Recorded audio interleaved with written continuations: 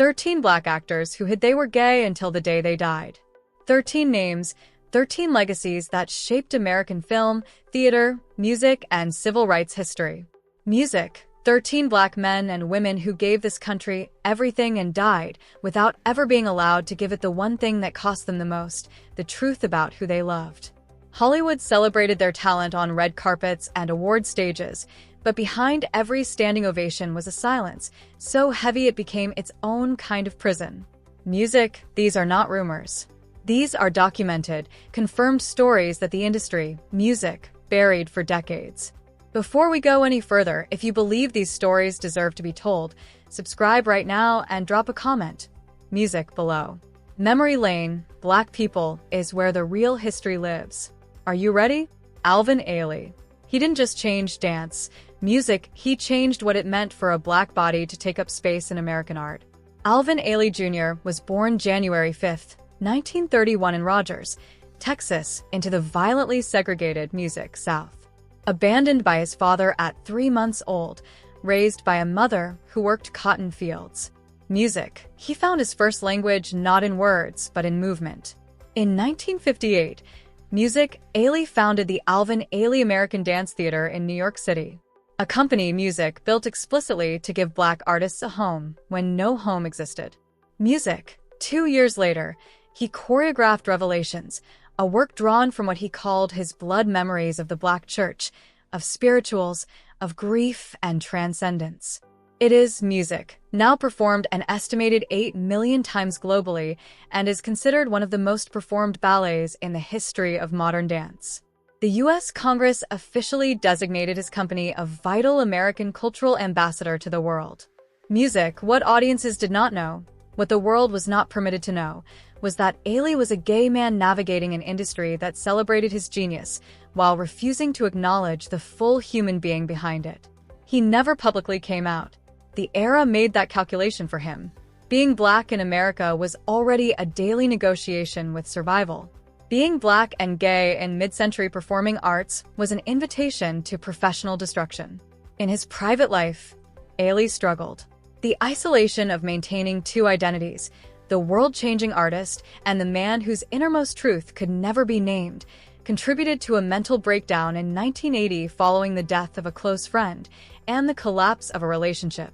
He was diagnosed with bipolar disorder. He turned to alcohol and cocaine during that period. The world saw a choreographer in his prime. The man inside was fragmenting. He was diagnosed with HIV in the mid-1980s. He continued working. He received the Kennedy Center Honor in December 1988 in the same room as President Ronald Reagan, the man historians would judge most harshly for his silence during the AIDS crisis. Ailey knew then he was dying. On December 1, 1989, the second annual observance of World AIDS Day, Alvin Ailey died at age 58 in New York City. To protect his mother from the stigma that surrounded AIDS, he had asked his doctor to Music list the official cause of death as terminal blood dyscrasia, a rare blood disorder. The truth did not emerge until years later. Over 4,000 mourners attended his memorial. His company lives on performing across the globe. His name is synonymous with innovation, grace, and the profound dignity of Black artistic, music expression. But behind every one of those performances is the reminder that the man who gave the world Revelations was never allowed to reveal himself fully. Bayard Rustin. He organized Music, the most important protest march in American history. He mentored Martin Luther King Jr. in the principles of nonviolent resistance. He designed the strategic architecture of the civil rights movement.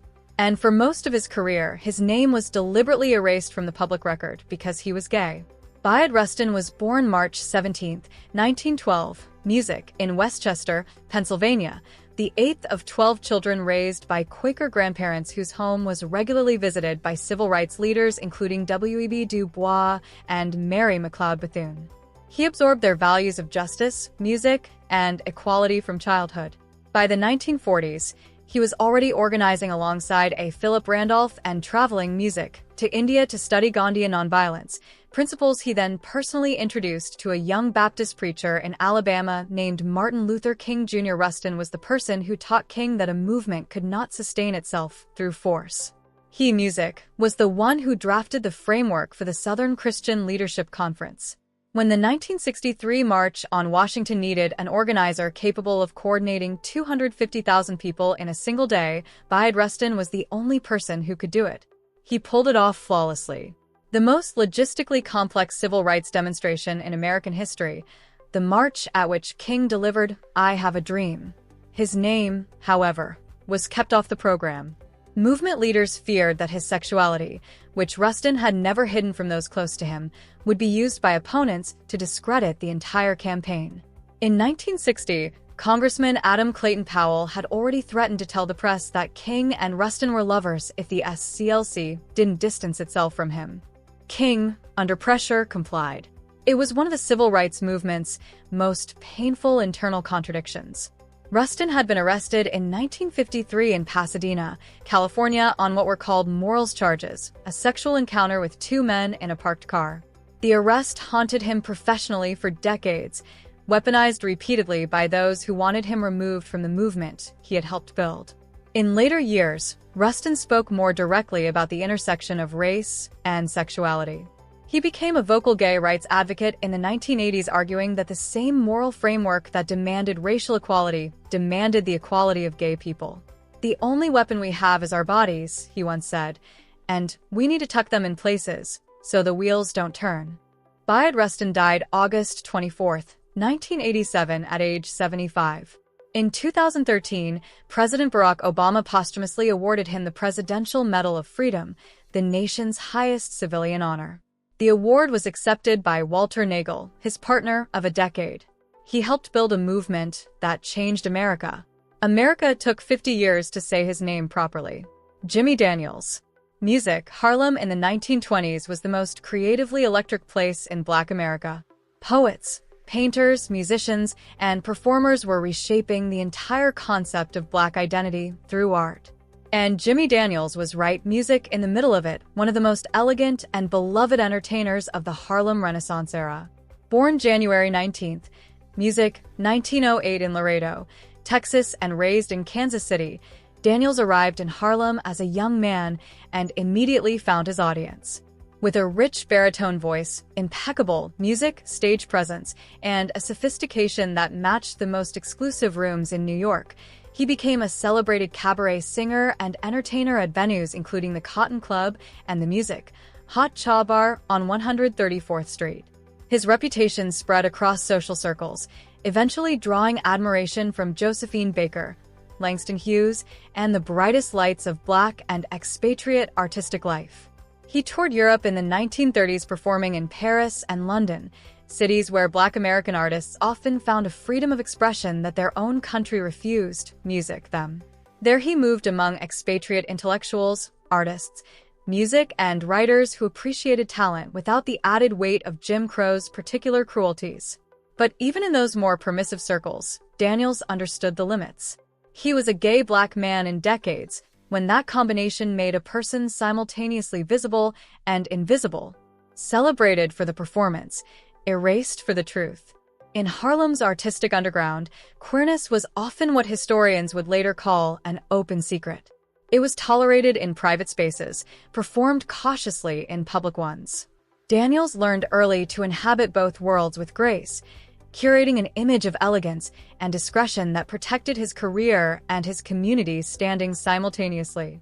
By the 1940s and 1950s, he had become not just a performer, but a cultural institution.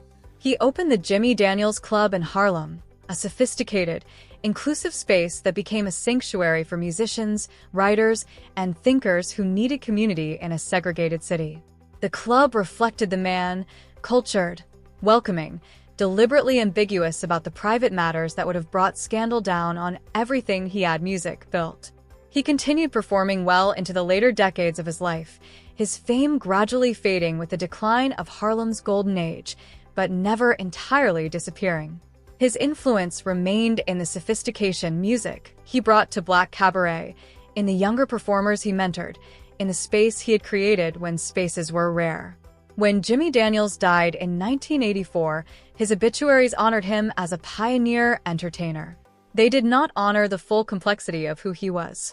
It took the work of LGBTQ historians and Harlem Renaissance scholars to restore that dimension to his story. He sang of love on stages across 2 continents. He could never freely live it in the world outside. Music Luther Vandross. There has never been a voice quite like his. Smooth. Music devastating, capable of turning a standard into something that felt like a private music confession. Luther Vandross was for 3 decades the defining voice of romantic soul music in America. He sold over 25 million records worldwide. His music won 8 Grammy Awards. Rolling Stone named him one of the 200 greatest singers of all time. NPR included him among its 50 great voices. Music. His cover of Dionne Warwick's A House Is Not a Home, a 7-minute rearrangement of extraordinary emotional depth, became more iconic than the original. Born Luther Ronzoni Vandross Jr. on April 20, 1951 in New York City. Music. He was a musical prodigy who taught himself piano by ear at age 3. Music and founded a Patti LaBelle fan club in high school, electing himself president. He spent the 1970s as one of the most in-demand session vocalists in the industry, singing background for David Bowie, Diana Ross, Barbra Streisand, and Roberta Flack. Music. Before stepping into the spotlight himself in 1981 with the debut album Never Too Much, which hit #1 on the R&B charts. What Luther Vandross chose not to discuss in any interview over the full length of his career was his sexuality. He was a gay man. He had said as much in private. His close friend and fellow artist Bruce Vilanch confirmed in 2006 that Vandross was in and that his longest romantic relationship had been with a man during his Los Angeles years in the late 1980s and early 1990s. In December 2017, 12 years after Vandross's death, his best friend Patti LaBelle confirmed publicly on Watch What Happens Live that he was gay, explaining that he hadn't wanted to upset his mother or alienate his large female fan base. He just didn't want to upset the world, she said. That longing to be loved without condition, to belong fully, to exist in a space where the complete version of himself was permitted, threads through his entire discography, if you know how to listen. His obsession with the architecture of romantic longing, his almost painful tenderness toward love songs, his version of any love with its deliberate ambiguity, all of it carries a weight that transcends genre convention. Music. In 2003, Vandross suffered a massive stroke. He never fully recovered. On July 1, 2005, he died in Edison, New Jersey at age 54. Aretha Franklin, Patti LaBelle, Stevie Wonder, Dionne Warwick, and Cissy Houston all attended the funeral at Riverside Church in New York. He gave the world music about love. The love he lived was one the world was never allowed to witness. Howard Rollins. Music. Hollywood has a habit of consuming brilliance. Howard E. Rollins Jr. was one of the most gifted actors of his generation, and the industry both celebrated him and destroyed him, often simultaneously, in ways that only make full sense when understood against the backdrop of who he truly was. Born October 17, 1950 in Baltimore, Maryland, Rollins grew up in a working-class family and pursued music theater with absolute conviction. He studied at the Thalian University program, worked the stage, and broke into film just as Hollywood was beginning, music cautiously, imperfectly, to expand the roles available to Black actors. In 1981, music, his performance as Coalhouse Walker Jr. in Ragtime, music earned him an Academy Award nomination for Best Supporting Actor and a Golden Globe nomination. He music was 30 years old. The industry called him the next great dramatic actor of his generation. His combination of physical charisma, emotional range, and controlled music intensity made him unforgettable in every scene. No less a director than Milos Forman had pulled something, music, extraordinary from him. The role that made him most beloved to weekly audiences came in the television adaptation of In the Heat of the Night, where he played Virgil Tibbs alongside Carol O'Connor across 8 seasons from 1988 to 1994. Music, week after week, he brought intelligence, dignity, and barely contained interior complexity to a character who mirrored his own contradictions more closely than audiences knew. Off-screen, Rollins' music was fighting a battle the industry had no language to acknowledge. He was a gay man in an entertainment landscape that had defined black masculinity in the narrowest possible terms, and that definition left no space for him. The pressure of maintaining a public persona designed to satisfy the industry's expectations while concealing his actual identity contributed to a pattern of self-destruction that eventually consumed the career everyone had once predicted would be untouchable. By the late 1980s and into the 1990s, Rollins faced multiple arrests for drug possession and disorderly conduct. The tabloids covered these incidents as evidence of a troubled temperament. His colleagues described a man of warmth, sensitivity, and deep intelligence, someone in genuine pain, not just a Hollywood cautionary tale. On December 8, 1996, Howard Rollins died in New York City at age 46 from complications related to lymphoma. He was survived by colleagues, friends, and the body of work he had somehow produced to cross decades of invisible internal warfare. He was nominated for an Oscar at 30. He was dead at 46. Music, the distance between those two facts is where his real story lives. Paul Winfield. Music. He was the third black man in the history of the Academy Awards to be nominated for Best Actor, following Sidney Poitier and James Earl Jones. His 1972 music performance as Nathan Lee Morgan in Sounder, a Louisiana sharecropper protecting his family through the crushing poverty of the Great Depression, was an act, music of pure cinematic truth. He was nominated. He did not win. And he spent the following 3 decades proving, role by role, medium by medium, that the oversight was Hollywood's failure, not his. Born Paul Edward Winfield on May 22, 1939 in Los Angeles. Music. He studied drama at 4 different universities without earning a degree from any of them, yet became one of the most technically accomplished actors of the post-war American stage and music screen. His range was extraordinary. He played Martin Luther King Jr. in the 1978 miniseries King, earning an Emmy nomination. Music. He appeared in Star Trek II, The Wrath of Khan, The Terminator, and L.A. Law. He won the Emmy Award in 1995 for a guest music role in Picket Fences. His Broadway credit was Checkmates in 1988, the same production that marked Denzel Washington's Broadway debut. Paul Winfield was gay. He remained discreet about it throughout his career, understanding precisely what the industry's reaction would be. The only public relationship in his life was his brief early 1970s cohabitation with co-star Cicely Tyson following the Sounder shoot, an arrangement that generated speculation about a romance. Music that neither of them corrected because the misconception offered him cover he needed. The truth was that Winfield had moved to San Francisco in 1975, and in that city found the freedom to live as himself. There, he met Charles Gillen Jr., an architect and set designer. They built a life together that lasted 30 years, longer than most marriages in Hollywood or anywhere else. When Gillen died of bone cancer on March 5, 2002, Winfield was devastated. He survived his partner by less than 2 years. On March 7, 2004, Paul Winfield died of a heart attack in Los Angeles at age 64. He and Charles Gillen Jr. are buried together at Forest Lawn Memorial Park in Los Angeles, the permanent acknowledgement of a partnership that the public world was never permitted to see while both men were alive. His artistry spoke the truth his public life could not, and the grave they share Earl Hyman. He played Othello more times than almost any other actor in the history of the American stage. He was fluent in Norwegian, a language he learned for love, and became the only black actor to regularly perform in Norway's national theatrical productions. He was nominated for a Tony Award on Broadway. He earned an Emmy nomination for television.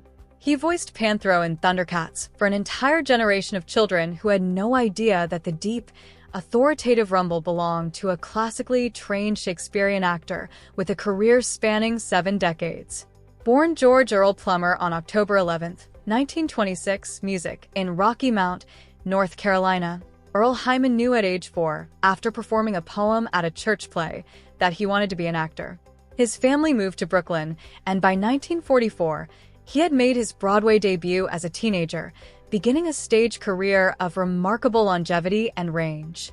Music. He was a member of the American Shakespeare Theatre, performed in London's West, music and production of A Raisin in the Sun, and became a fixture of serious American theatrical life across 5 decades.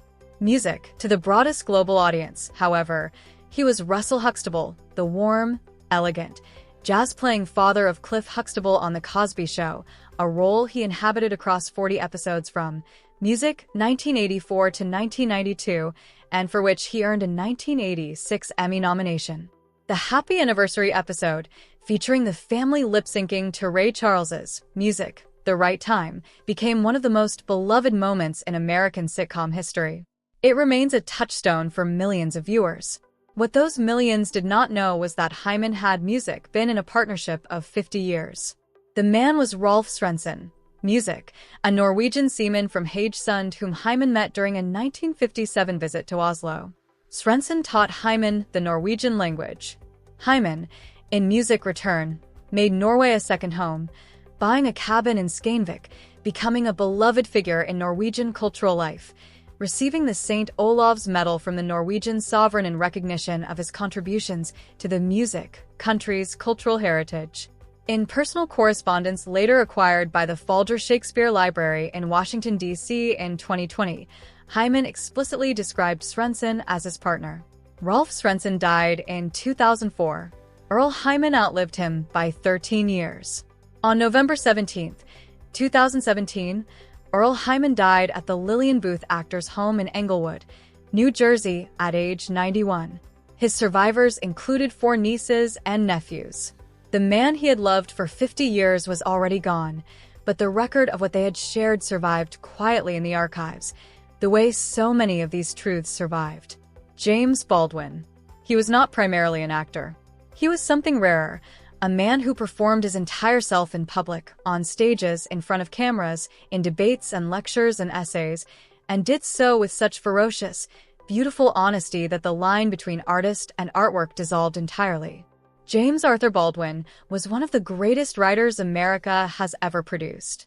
He was also one of the most visible gay black men in the history of the 20th century, not closeted, not hidden, but simply living in a world that tried to make his existence disappear by pretending not to see it.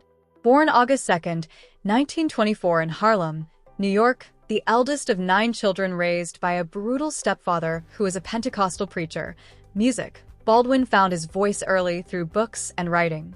By his 20s, he had moved to Paris. Fleeing in America, he described Music as actively hostile to his survival.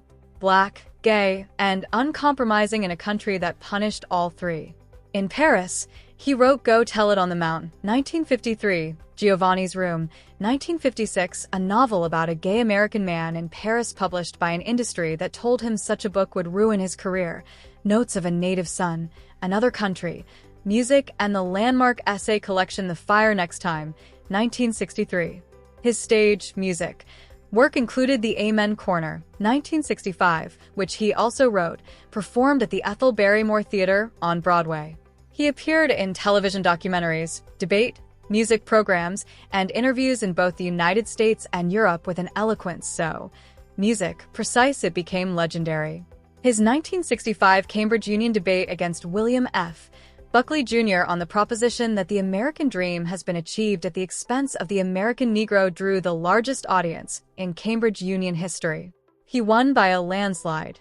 Baldwin was gay, and he said so, not in the language of political declaration, but in the deeper language of his work and his life.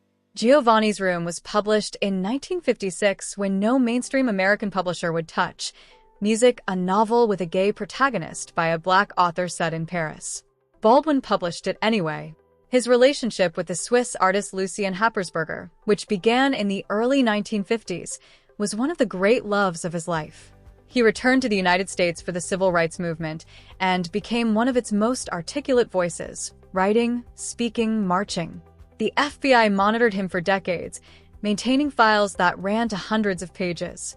On December 1, 1987, James Baldwin died at his home in Saint-Paul-de-Vence, France at age 63 from stomach cancer. He is buried in Ferncliff Cemetery in Hartsdale, New York.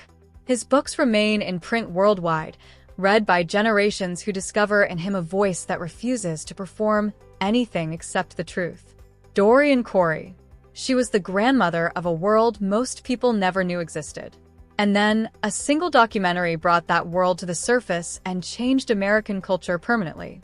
Dorian Corey was a drag performer, costume designer, and mother figure of Harlem's Black and Latino ballroom scene who became one of the most iconic presences. Music in Paris is Burning, Jenny Livingston's 1990 documentary that captured the voguing balls of New York City and introduced mainstream culture to a community that had been creating its own universe of beauty, belonging, and survival for decades.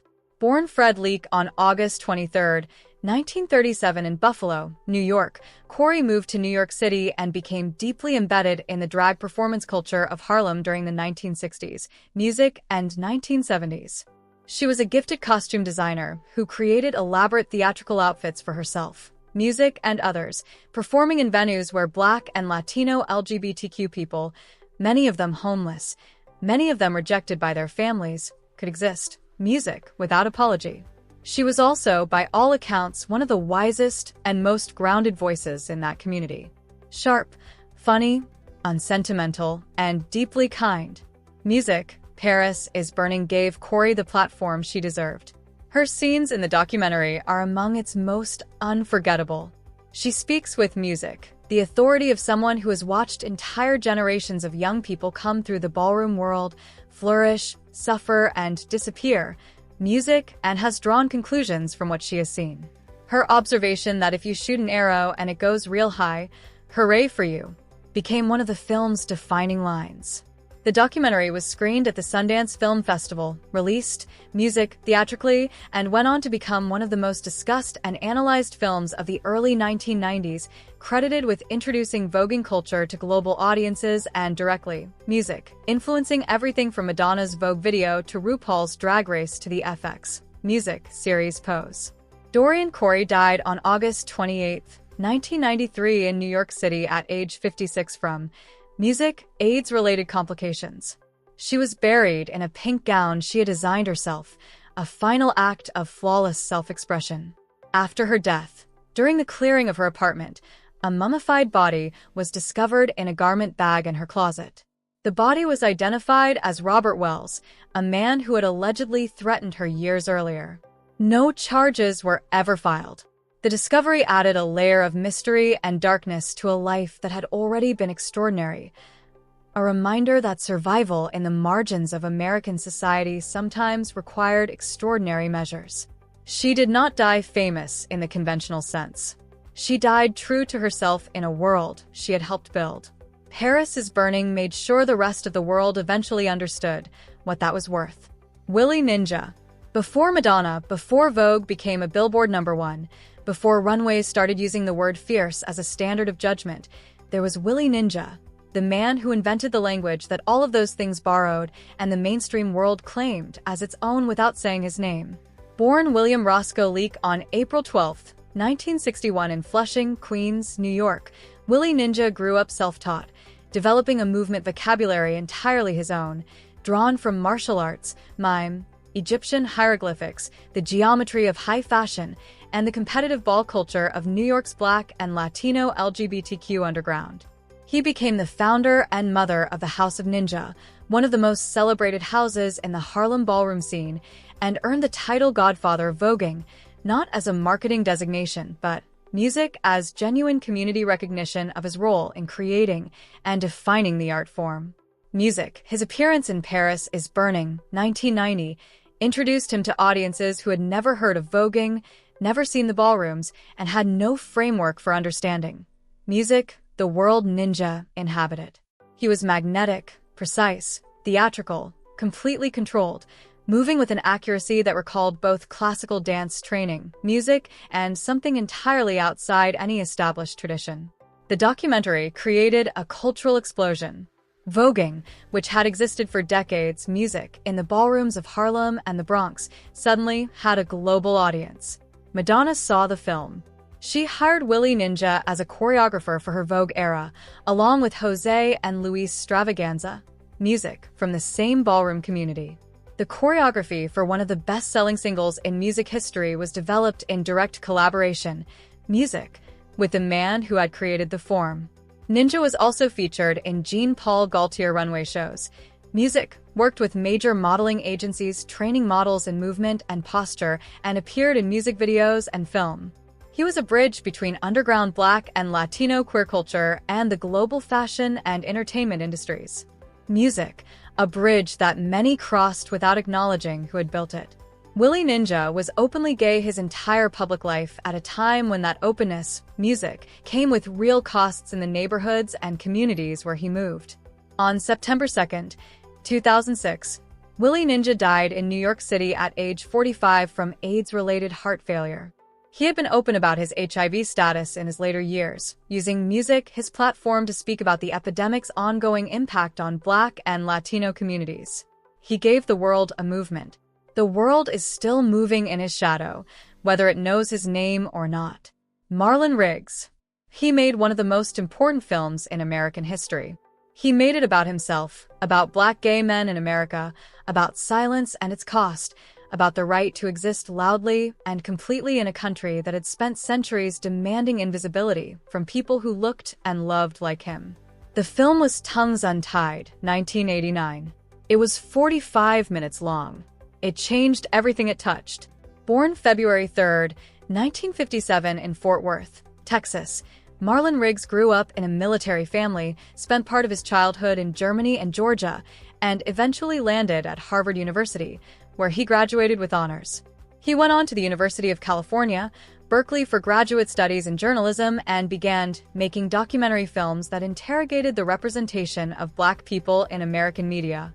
His 1987 documentary Ethnic Notions, Music, a meticulous examination of racist caricature in American popular culture, won the Peabody Award and remains a foundational text in media, music studies courses worldwide.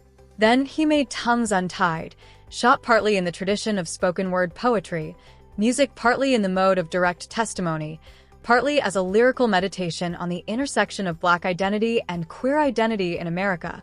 The film was groundbreaking in every sense, music, of the word.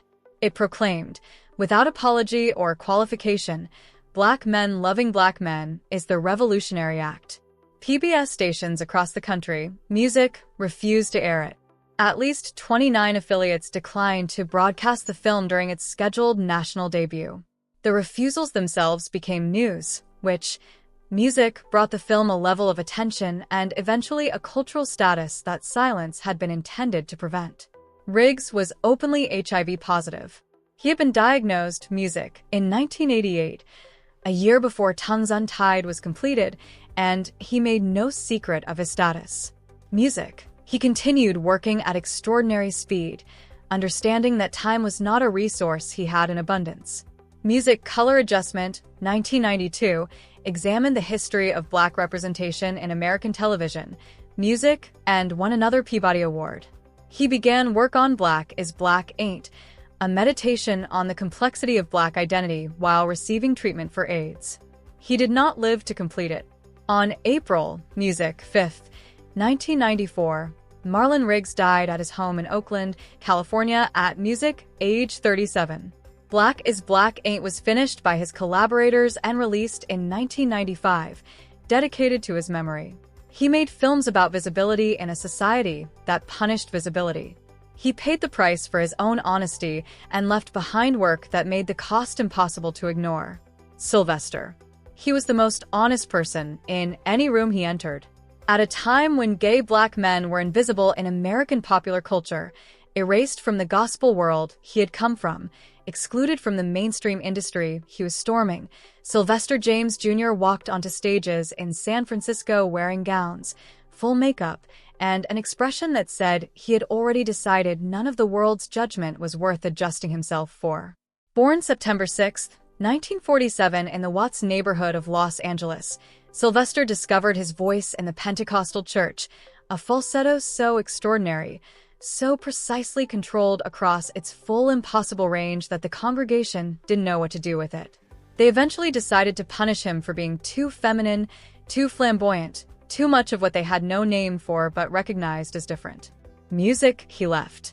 He moved to San Francisco in the early 1970s, joined the avant-garde drag collective The Cockettes, and began building the career that would make him one of the most distinctive artists of the decade. In 1978, His single You Make Me Feel Mighty Real, produced with Patrick Cowley on Fantasy Records, Music became a global anthem, selling over 5 million copies, landing in the US Billboard Top Music 40 and defining the sound of disco at its most transcendent peak. A year later, Dance Disco Heat, Music confirmed that the first record had not been an accident. He was openly gay. Music, he was openly feminine. He made no compromise on either point at any moment in his public music life. In an era when gay black men were largely invisible in American entertainment, Sylvester was aggressively, joyfully, defiantly visible, and Music, the world loved him for it, even as parts of the industry tried to contain him. In the early 1980s, Music, the AIDS epidemic began claiming his community.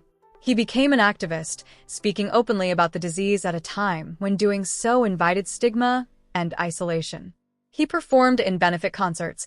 Music donated his future music royalties to 2 HIV/AIDS charities before his death, and attended Music, San Francisco's 1988 Gay Freedom Day parade in a wheelchair, too ill to walk, unwilling to disappear. On December 16, 1988, Sylvester died in his home at age 41. His funeral was held at the Love Center Church, Music, the same congregation that had once punished him for who he was. Bishop Walter Hawkins delivered the sermon.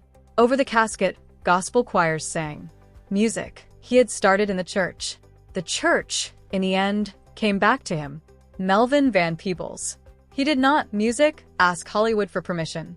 He raised $150,000, wrote the script, directed the film, composed the soundtrack, produced the movie, and starred in it himself. The film was Sweet Sweetback's Baddest Song, released in 1971. It was the first black independent film in American history to cross over into mainstream commercial success, eventually grossing over $15 million against its $150,000 music budget. It defined, invented, and launched an entire era of black cinema. Born Melvin Peebles on August 21, 1932 in Chicago, Illinois, he was the son of a tailor and spent his young adulthood accumulating a set of experiences that had no parallel in the entertainment industry of his time.